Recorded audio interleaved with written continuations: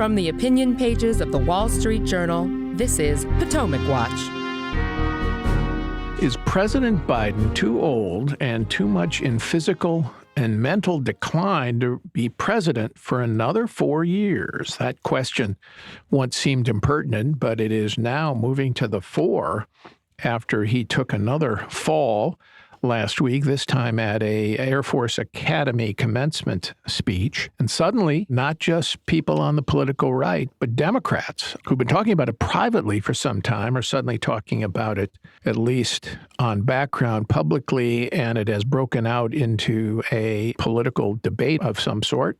And the New York Times even weighed in with a long take, clearly with the help and approval of the White House, talking about the president's capacities. Fascinating to see. And I think it's worth focusing on this as what I think is going to be an increasing political debate in the coming year and a half. Welcome. I'm Paul Gigot here on Potomac Watch with my colleagues Monet Ukwe-Barua and Kyle Peterson. Welcome to you both. Let's listen to Ron DeSantis talk about the president's fall. I think a lot of people saw he had a fall at this Air Force event. And, you know, I don't know if he sustained injuries, but I just want to say that we hope and wish Joe Biden a swift recovery from any injuries he may have sustained. But we also wish the United States of America a swift recovery from the injuries it has sustained because of Joe Biden and his policies. Well, no political mercy there from Governor DeSantis. And of course, the president's capacities have been an issue on the political right among Republicans for some time. But the interesting news is that they're also breaking out among Democrats. The angst that they are discussing privately now breaking out somewhat into the public. Kyle, we wrote about the fall last week, talking about it in the context of the president's overall health and his desire to serve 4 more years from 2024 to 2028, which would bring him to age 86. Now, the complaint I've received most about our editorial is that this is a cheap shot, that every president falls sometimes, that it's no big deal. And it's, in fact, not really an issue because you can see he does have the ability to do the job. What do you make of that? Well, it's true that every president has fallen in public or stumbled or something like that. I think there are a couple of differences here. Just to think of some of those examples, Gerald Ford famously slipped down the steps of Air Force One. He was mocked by Chevy Chase as a klutz on Saturday Night Live, despite being a formidable athlete, a former college football player. George W. Bush fell off a Segway once. Barack Obama tripped in 2012 getting on stage. But the first difference, I think, is that these are, first of all, young, vigorous presidents, and so Americans can afford to laugh. I don't think there will be any SNL bits about President Biden falling after this. And if you watch some of those previous events, some of them looked like hard falls, but Barack Obama trips on a step. It's one of those things where you put your hand down to catch yourself. And that's a huge distinction, too, where President Biden fell, and he really fell. I mean, it looked like it hurt the way that I was viewing this clip. Of course, he seemed to be fine. He seemed to be fine. Yes, he was helped up. But we also know from the president's doctor, the notes that his doctor has released starting in 2021 after his physical then, that his gait is stiffer and less fluid, is what the doctor's note said. This had to do with osteoarthritic changes of his spine, according to the doctor's note, and he had been prescribed custom orthotics to optimize foot biomechanics.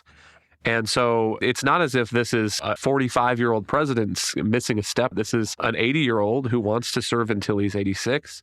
And there are aides who are worried about this. And what happens if you get right before the eve of the 2024 election and President Biden falls again and breaks a hip or has a serious injury? I think Democrats need to think about that. Well, and quite beyond just the election possibilities, which are real, as you say, the question is, could he govern for 4 more years? Is that actually a realistic proposition? Monet, I don't know where you've come out on this. I think it's fascinating to see that right on cue after the fall issue, the fall debate took place, the president's trip and fall, The New York Times comes out with a big, long take on the president's health and the degree to which this is an issue. A couple of things strike me about the piece. One is clearly it had the cooperation of White House aides, lots of quotes about how, man, the president's really on it. You know, he surprises us because he outworks us. He asks penetrating, salient questions as much as he ever did. He reads his briefing books at 8:30 at night, something we knew Donald Trump never did. And so that was striking. I mean, the White House is really working hard to try to counter any sense that the president has diminished capacities. But the other thing is in the piece was the reporting on the angst the Democrats have about the president. And they're worried very much that the president's abilities and age could be an issue in the election that hurts him.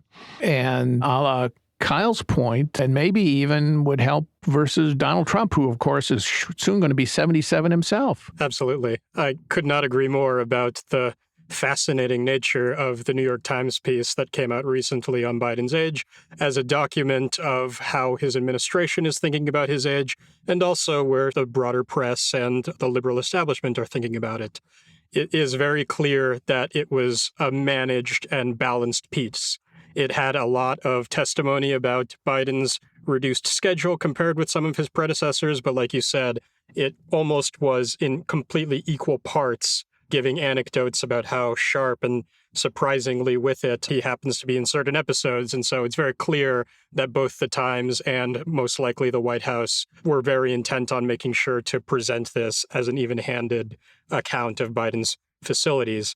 And I think that stands in stark contrast to similar pieces that came out about President Trump during his administration, where every few months you would have long essay with several background sources talking about how disorganized he was behind the scenes. Those definitely were not balanced with anecdotes about how sharp and surprisingly with it he could be. So a very, very different approach being taken here.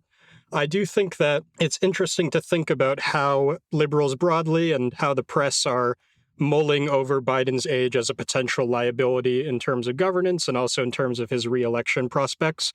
I think it's worth remembering that just a few months ago, before the 2022 midterms, there was a similar wave of press about how Biden was maybe not up to the job of governing. And that was also coming from what usually would be very friendly sources to Democrats. And I think the reason for that was they expected to lose the Senate, Democrats, in the midterm elections, and they wanted to prepare to blame that defeat on Biden's personal inadequacy as opposed to Democrats' policies and their message to the country. But because Democrats were able to keep the Senate in that election, and also, frankly, because it now looks more likely that Donald Trump is going to be the Republican nominee in 2024, I think Democrats have shifted actually a little bit. They're open, I think, to a potential challenger to Joe Biden, but I think that they're not trying to shuffle him off stage quite as aggressively as they were a few months ago. Whoa. Okay, I got to take you on that. You think they're open to a challenger to Joe Biden at this stage? I mean, RFK Jr. and Marianne Williamson are not exactly, how shall I say, top flight challengers?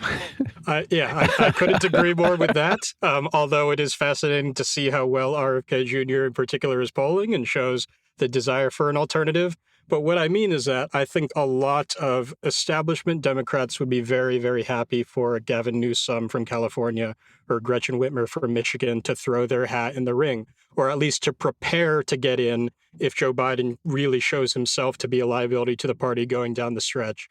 I do think that there's a certain cost to that in terms of showing the disorganization within the party, but it does seem as if a lot of Democrats know that Biden's age is a liability and would be happy to potentially have someone else step in and be ready to take on that nomination. Well, nobody has stepped forward so far from that mainstream Democratic establishment. So they're going with Biden so far. But I think the fear is that when they look at the polling, the Democrats, and what they see is that something like 62% or over 60% of Democrats say they would prefer that Biden not run for a second term. This is not a personal attack. They are grateful for what he has done for the party and the policy successes as they would define them, but they just worry about another 4 years. And Democrats look at that and say, What happens if you get to the election? And first of all, Republicans might not nominate Donald Trump. So if they nominate a 44-year-old Ron DeSantis or a 57-year-old Tim Scott or somebody, then the age contrast will be a notable argument in favor, I think, of the Republican candidate. And even if it's Donald Trump, Trump would not be able to use the age issue nearly as much. But you run the risk of some mishap, a fall. Remember, Hillary Clinton in, I think, September, October of 2016 took a bad fall.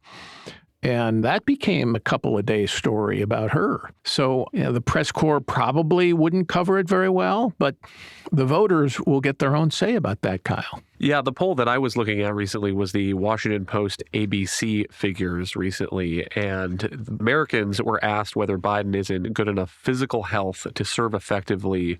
62% said no. Asked if he has the mental sharpness to serve effectively, 63% say no. So that is nearly 2/3 of the American public. Those are extraordinary numbers, Kyle. Right. And imagine what those numbers would look like if we have another fall or something next summer, after the Democratic convention, when it becomes very hard for Democrats to replace him on the ticket if they decide they need to pull the emergency lever. And the thing about this New York Times story that struck me was they're trying to do this balanced. On some days he's lucid and on some days he has more problems.